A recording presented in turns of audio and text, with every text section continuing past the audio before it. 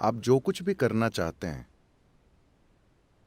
आप खुद को अपने अंदर खुशी और स्पष्टता के क्षण तक लाएं। उस क्षण आप जो निर्णय लेते हैं, चाहे आप मर भी जाएं, आपको वही करना चाहिए। जब भी आपकी भावनाओं में उतार चढ़ाव आता है, आपका मन कई चीजें कहता है, ये महत्वपूर्ण नहीं है। वो आज एक बात कहता है, सुबह एक बात, शाम को कुछ और।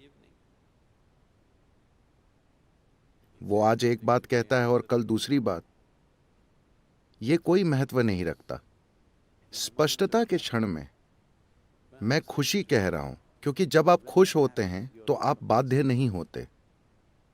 जब आप बहुत खुश और स्पष्ट होते हैं, उस समय अगर आप चीजों को देखते हैं और सोचते हैं कि हाँ, ये करना मेरे लिए बेहतर होगा, बस वही करें, फिर चाहे वो नर्क जैसा ही लगे। ये मायने नहीं रखता कि आप 10 साल तक नर्क से गुजरते हैं, आप बस वही करें, क्योंकि आपकी खुशहाली वही है। जब आप बाध्यता के अलग अलग स्तरों पर होते हैं, उस समय अगर आप निर्णय लें कि किधर मुड़ना है, तो आप अंतहीन रूप से खो जाएंगे। ये इस बारे में नहीं है कि आप क्या कर रहे हैं, बस आप उसे दृढ़ता के साथ कर रहे हैं। हर दिन आप ऑफ एंड ऑन रहते हैं, तो वो नहीं होता। आप बस दृढ़ रहिए, आप बस एक बिंदु पर टिके रहिए, चाहे वो कुछ भी हो। अगर आप कसाई बनना चाहते हैं तो कसाई बनने पर अटल रहिए, ये खुल जाएगा।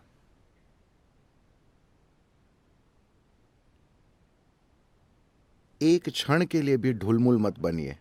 आपने स्पष्टता और खुशी के क्षण में जो निर्णय लिया है, बस उस पर टिके रहिए, जरा सा भी हिले डुले बिना। उससे आपको कोई वंचित नहीं कर सकता। हर दिन जब आपके विचार और भावनाएं इधर उधर उड़ते रहते हैं, आप अपना मन बदलते रहते हैं, आप गोल गोल घूमते रहेंगे, अंतहीन रूप से गोल गोल घूमते रहेंगे। क्योंकि जो अक्सर दिशा बदलता है, साफ है कि उसे कहीं भी जाने में दिलचस्पी नहीं है ना? आप जानते हैं कि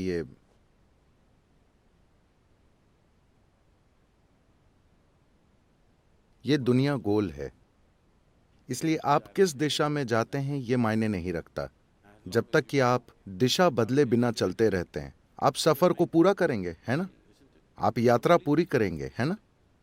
अगर आप अपनी दिशा बदलते हैं, तो ये आपको एक अनंत, हमेशा खोए रहने की एक अंतहीन स्थिति में डाल देगा। तो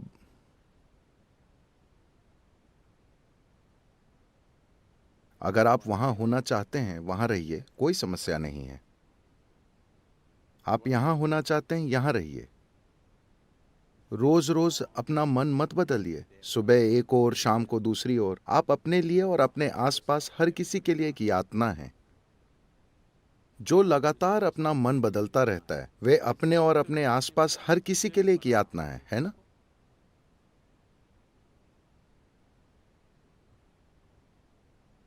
अभी आप सोच रहे हैं कि कल मैं अपना योग करूंगा।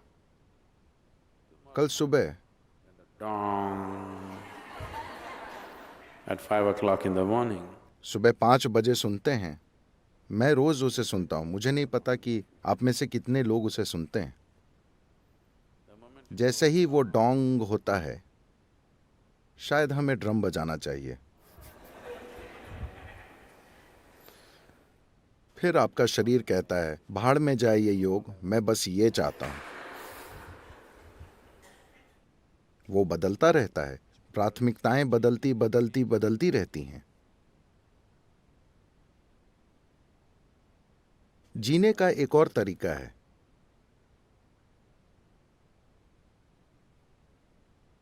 जहां आपके जीवन की सबसे बड़ी खुशियां, आपके जीवन के सबसे बड़े सुख ऐसे लगेंगे जैसे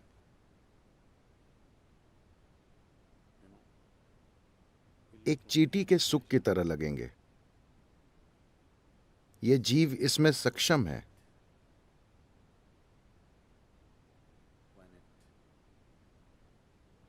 जब बात शरीर और दिमाग की आती है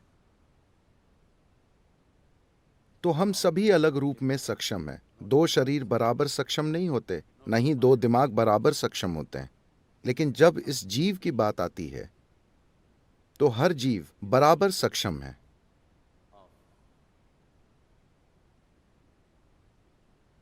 अपने भीतर अस्तित्व को समेटने में।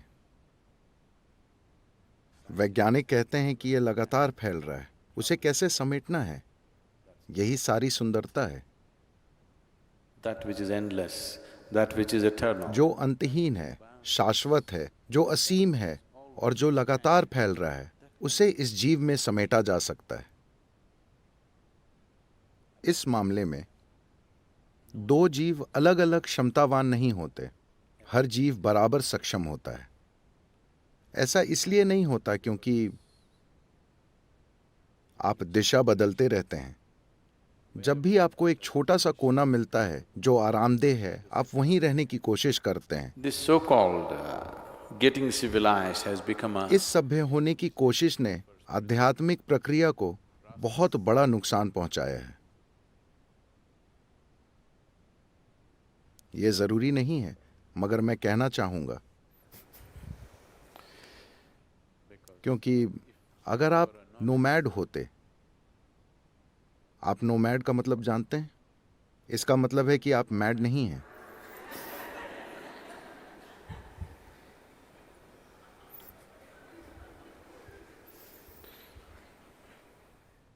तो कौन नोमैड नहीं है? जो मैड है। जो मैड यानी पागल है, वो टिक जाता है। जो मैड नहीं है, वो चलता रहता है, कहीं भी ठहरता नहीं है।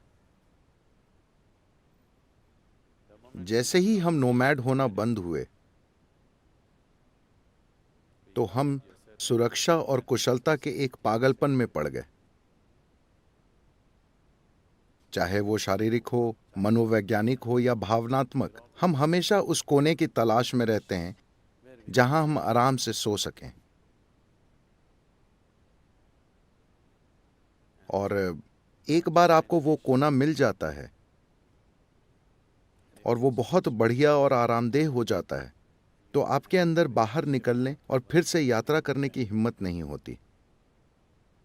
तो अगर आप सिर्फ एक पिकनिक मनाना चाहते हैं तो ठीक है, वो ऐसा ही लगता है जब अगर आप वेलंगरी पहाड़ की चढ़ाई करना चाहते हैं तो आपको एक निश्चित दूरी तक चढ़ाई करनी पड़ती है, जहां आपके घुटने चटक रहे होंगे और आपकी सांस भाप के इंजन की तरह लग रही होगी, a steam locomotive.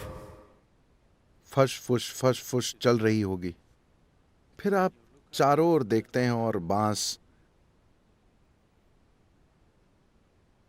खूबसूरत चट्टानें, आपके आसपास के बांस और सब कुछ बहुत शानदार लगता है। घाटी इतनी सुंदर है। What is the purpose?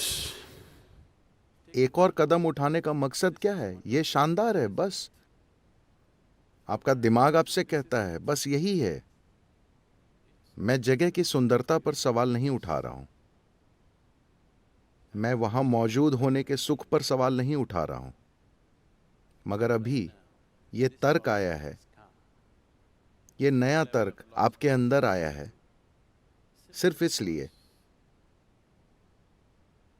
क्योंकि आपके फेफड़े एक स्टीम इंजन की तरह काम कर रहे हैं और आपके पैर एक जंग लगी बैलगाड़ी की तरह आवाज कर रहे हैं। तो नया तर्क आएगा। क्या आप देखते हैं कि हर बार आप जिन अलग अलग स्थितियों में पड़ते हैं, सुविधा या असुविधा की अलग अलग अवस्थाओं में पड़ते हैं, तो आप एक नया तर्क गढ़ लेते हैं? क्या आपने इस पर ध्यान दिया है? जैसा कि कहा जाता है,